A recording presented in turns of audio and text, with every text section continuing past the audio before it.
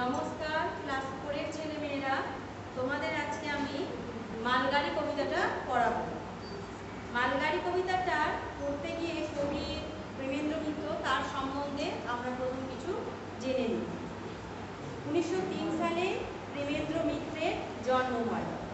বাংলা গদ্য রচনায় তিনি ছিলেন রবীন্দ্রনাথের পর। তিনি লিখেছেন শিশু ও কিশোরদের জন্য অনেক গল্প, নাটক, প্রবন্ধ, অনুবাদ রচনাতেও তার সমান দক্ষতা ছিল। তিনি ছিলেন কালিকলম পত্রিকার সম্পাদক।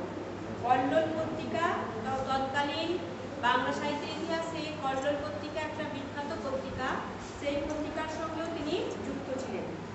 তাঁর লেখা প্রথমা, সম্রাট, সাগর থেকে ফেরা ইত্যাদি গ্রন্থ, তাছাড়াও পাঁক, হানাবাড়ি ইত্যাদি উপন্যাস তিনি রচনা করেছিলেন। আর বাংলা সাহিত্যের একটা অন্যতম চরিত্র ঘনাদা, যেটা তাঁরই সৃষ্টি। 1988 সালে তিনি মারা যান। এবার কবিতাটা দেখো। চাই না আমি তুফান কি মেল ট্রেন, মালগাড়ি হই একটি শুধু যদি, ঘটর ঘটর দিন রাত্রির চলি, নেই কো তারা যেন ভাটার নদী।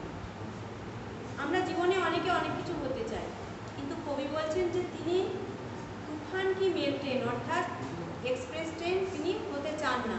তিনি হতে চান একটা মালগাড়ি, যার চলার কোনো তাড়াহুড়ো নেই। সে ধীরে ধীরে চলে, আবার যেখানে খুশি থেমে যেতে পারে। নেই কো তারা যেন ভাটার নদী। আমরা সবাই জানি জোয়ারের সময় নদীর জল বেড়ে যায়, আর যখন ভাটা হয়, তখন ভাটা চলে, তখন সেই নদীর জল কমে যায়। তাহলে কবি বলছেন যে তিনি ভাটার নদী হতে চান, অর্থাৎ যেখানের মধ্যে কোনো গতিময়তা নেই, স্তব্ধ, ধীর, তিনি সেই ভাটার নদী হতে চান। জন্মদিনে মিষ্টি একটা করি, ফুলে যদি আসে আমার বাড়ি, চেয়ে নেব একটা শুধু বর, বলবো আমায় করোনা মালগাড়ি। কবি বলছেন যে তার জন্মদিনে যদি কোনো পরী এসে তাকে বর দিতে যায়, তিনি অন্য কিছু চাইবেন না, তিনি একটা মালগাড়ি হবার বর সেই পরীর কাছ থেকে চেয়ে নেবেন। প্যাসেঞ্জার কি মেল ট্রেন সব যত, শুধু কাজের ধান্দা নিয়েই আছে, স্টেশন পেলেই যাত্রী ওঠায় নামায়, ভাবনা শুধু লেট হয়ে যায় পাছে। আমরা জানি যে প্যাসেঞ্জার ট্রেনই বলো, মেল ট্রেনই বলো, এগুলো স্টেশনে দাঁড়ায়, সেখান থেকে যাত্রীদের ওঠায়, আবার যাত্রীরা নেমে যায়, তাদের গন্তব্যে পৌঁছায়। আর তাদের কি করে, তাদের ভাবনা যে একটা নির্দিষ্ট সময় তাদের পৌঁছাতে হবে, সেই জন্য সবেতেই তারা একটা নিয়ম মেনে চলে। কিন্তু কবি সেটা চান না, তিনি নিজের খেয়াল খুশি মতো চলতে চান। আমার শুধু নিজের খুশির চলা, দায় নেই কো টাইম টেবিল দেখা, যত দূরেই যেখানে যাই না কো, সারা লাইন শুধু আমার একা।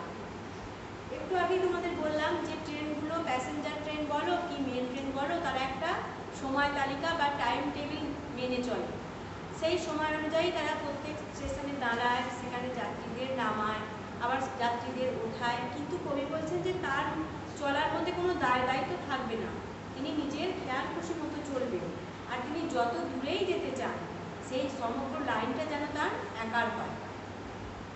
ট্রেনগুলো তো এক লাইনেই ছোটে, যাওয়া আসার বাধা ঠিক ঠিকানা, আমার জন্য সব রাস্তাই খোলা, থামতে যেতে কোথাও নেই মানা। ট্রেনগুলো যে যায়, তাদের প্রত্যেকের জন্য একটা করে লাইন নির্দিষ্ট করা থাকে। প্ল্যাটফর্মে গেলে তোমরা দেখতে পাবে যে হয়তো কোনো ট্রেন 2 নম্বর প্ল্যাটফর্মে আসছে, কোনো ট্রেন আবার 3 নম্বর প্ল্যাটফর্মে আসছে। কিন্তু কবি বলছেন যে তার জন্য কোনো রকম বাধা নিষেধ থাকবে না, তার জন্য সব রাস্তাই খোলা। তিনি নিজের খেয়াল খুশি মতো যে যখন খুশি যাবে, আবার যখন খুশি থেমে যাবে।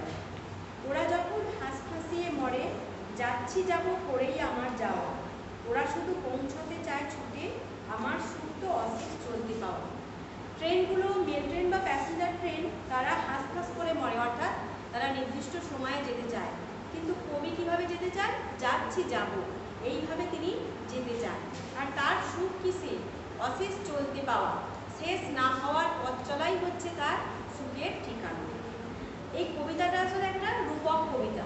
কবি কিন্তু এই মালগাড়ির মধ্যে দিয়ে তার নিজের জীবনের কিভাবে চলতে চান, সেই কথা আমাদের ব্যক্ত করেছে।